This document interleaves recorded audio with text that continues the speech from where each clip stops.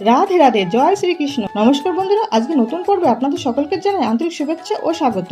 বন্ধুরা, আশা করি আপনারা সবাই ঈশ্বরের আশীর্বাদে ভালো আছেন, সুস্থ আছেন। ভিডিওটির মূল পর্বে যাবার আগে ভগবান বিষ্ণুর অশেষ কৃপা পেতে কমেন্ট বক্সে লিখুন জয় শ্রী বিষ্ণু। বন্ধুরা, পঞ্জিকা অনুসারে শয়ন একাদশী পালিত হবে 25শে জুলাই 2026 বাংলার 28 শ্রাবণ 1433 বঙ্গাব্দ শনিবার। ইসকন ইসমাত্ত গোস্বামী ও নিম্বাক মতে শয়ন একাদশী পালিত হবে 25শে জুলাই 2026 বাংলার 28 শ্রাবণ 1433 বঙ্গাব্দ শনিবার। এই একাদশীর দিন থেকে অর্থাৎ 25শে জুলাই 2026 বাংলার 28 শ্রাবণ 1433 বঙ্গাব্দ শনিবার থেকে 4 মাসের জন্য ভগবান বিষ্ণু নিদ্রায় থাকবেন। এই সময়কালকে বলা হয় চাতুর্মাস্য, অর্থাৎ এই একাদশী দিন থেকে চাতুর্মাস্য শুরু হবে। একাদশী তিথি শুরু হবে 24শে জুলাই 2026 বাংলার 7 শ্রাবণ 1433 বঙ্গাব্দ শুক্রবার সকাল 10:34 থেকে এবং একাদশী তিথি সমাপ্ত হবে 25শে জুলাই 2026 বাংলার 18 শ্রাবণ 1433 বঙ্গাব্দ শনিবার দুপুর 12:14 ইসকন মতে শয়ন একাদশী পালনের সময় হবে 26শে জুলাই 2026 বাংলা 9 শ্রাবণ 1433 বঙ্গাব্দ রবিবার ভোর 5:05 থেকে সকাল 9:30 মধ্যে একাদশী পালন করে নিতে হবে। ইসমাত্ত গোস্বামী ও নিম্বাক মতে শয়ন একাদশী পালনের সময় হবে 26শে জুলাই 2026 বাংলা 9 শ্রাবণ 1433 বঙ্গাব্দ রবিবার সূর্যোদয় থেকে সকাল 10টার মধ্যে একাদশী পালন করে নিতে হবে। এই দিন অর্থাৎ পারণের দিন সূর্যোদয় হবে ভোর 5:07। পারণের দিন অর্থাৎ 26শে জুলাই 2026 বাংলা 9 শ্রাবণ 1433 বঙ্গাব্দ রবিবার গঙ্গা স্নানের সব থেকে শুভ সময় থাকবে ব্রহ্ম মুহূর্ত, অর্থাৎ সূর্যোদয় থেকে ভোর 5:28 মধ্যে গঙ্গা স্নান সম্পন্ন করা শ্রেয় এবং দান করার জন্য শুভ সময় থাকবে স্নানের পর অর্থাৎ সূর্যোদয়ের পর থেকে সকাল 8:22 মধ্যে দান করার সব থেকে শুভ। পারণের দিন অর্থাৎ 26শে জুলাই 2026 বাংলা 9 শ্রাবণ 1433 বঙ্গাব্দ রবিবার অমৃত যুগের সময় থাকবে সকাল 5:58 থেকে সকাল 9:30 মধ্যে এবং রাত 7:46 থেকে রাত 9:12 মধ্যে। এই দিন মহেন্দ্র যুগের সময় থাকবে সকাল 5:58 মধ্যে ও দুপুর 1:02 থেকে দুপুর 1:55 মধ্যে এবং রাত 7:03 থেকে রাত 7:46 মধ্যে ও রাত 12:04 থেকে রাত 2:56 মধ্যে।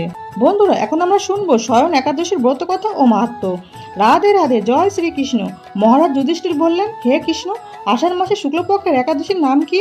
এর মহিমাই বা কি, তা আমাকে কৃপা করে বলুন। শ্রীকৃষ্ণ বললেন, ব্রহ্মা এই একাদশী সম্পর্কে দেবর্ষি নারদকে যা বলেছিলেন আমি সেই আশ্চর্যজনক কথা আপনাকে বলছি। ব্রহ্মা বললেন, হে নারদ, এ সংসারে একাদশীর মতো পবিত্র আর কোনো ব্রত নেই। সকল পাপ বিনাশের জন্য এই বিষ্ণু ব্রত পালন করা একান্ত আবশ্যক। যে ব্যক্তি এই প্রকার পবিত্র পাপ বিনাশক এবং সকল অভিষ্ট প্রদাতা একাদশী ব্রত না করে তাকে নরকগামী হতে হয়। আষাঢ় মাসে শুক্লপক্ষের এই একাদশী শয়নী নামে বিখ্যাত।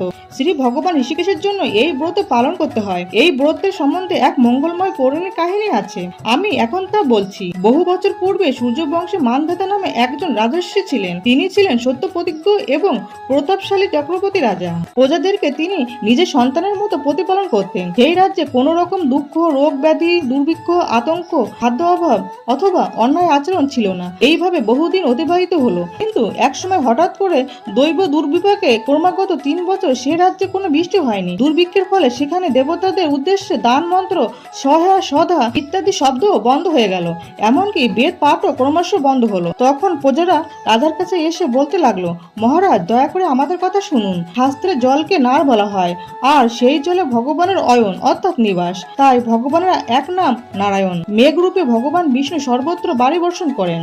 সেই বৃষ্টি থেকে অন্ন এবং অন্ন খেয়ে প্রজাগণ জীবন ধারণ করেন। এখন সেই অন্নের অভাবে প্রজারা ভয়প্রাপ্ত হচ্ছে। অতএব হে মহারাজ, আপনি এমন কোনো উপায় অবলম্বন করুন যাতে আপনার রাজ্যে শান্তি এবং কল্যাণ সাধন হয়। রাজা মানধাতা বললেন, তোমরা ঠিকই বলেছ। অন্ন থেকে প্রজার উদ্ভব, অন্ন থেকেই প্রজার পালন, তাই অন্নের অভাবে প্রজারা বিনষ্ট হয়। আবার রাজার দোষেও রাজ্য নষ্ট হয়। আমি নিজের বুদ্ধিতে আমার নিজের কোনো দোষ খুঁজে পাচ্ছি না, তবুও প্রজাদের কল্যাণের জন্য আমি আপ্রাণ চেষ্টা করব। তারপর রাজা ব্রহ্মাকে প্রণাম করে সৈন্যসহ বনে গমন করলেন। সেখানে প্রধান প্রধান ঋষিদের আশ্রম ভ্রমণ করলেন। এভাবে একদিন তিনি ব্রহ্মার পুত্র মহা তেজস্বী অঙ্গিরা ঋষির সাক্ষাৎ লাভ করলেন। তাকে দর্শন মাত্রই রাজা মহা আনন্দে ঋষির চরণ বন্দনা করলেন। মুনিবর তাকে আশীর্বাদ ও কুশল প্রশ্ন জিজ্ঞাসা করলেন। রাজা তখন তার বনে গমনের কারণ সবিস্তারে ঋষির কাছে জানালেন। ঋষি অঙ্গিরা কিছু সময় ধ্যানস্থ থাকার পর বলতে লাগলেন, হে রাজন, এটি সত্য যুগ। এই যুগে সকল লোক বেদ পরায়ণ এবং ব্রাহ্মণ ছাড়া অন্য কেউ তপস্যা করে না। এই নিয়ম থাকা সত্ত্বেও এক শূদ্র এ রাজ্যে তপস্যা করছে। তার এই অকার্যের জন্য রাজ্যের এই দুর্দশা। তাই তাকে হত্যা করলে সকল দোষ দূর হবে। রাজা বললেন, হে মুনিবর, তপস্যাকারী নিরপরাধ ব্যক্তিকে আমি কিভাবে বধ করব? আমার পক্ষে সহজসাধ্য অন্য কোনো উপায় থাকলে আমাকে তা দয়া করে বলুন।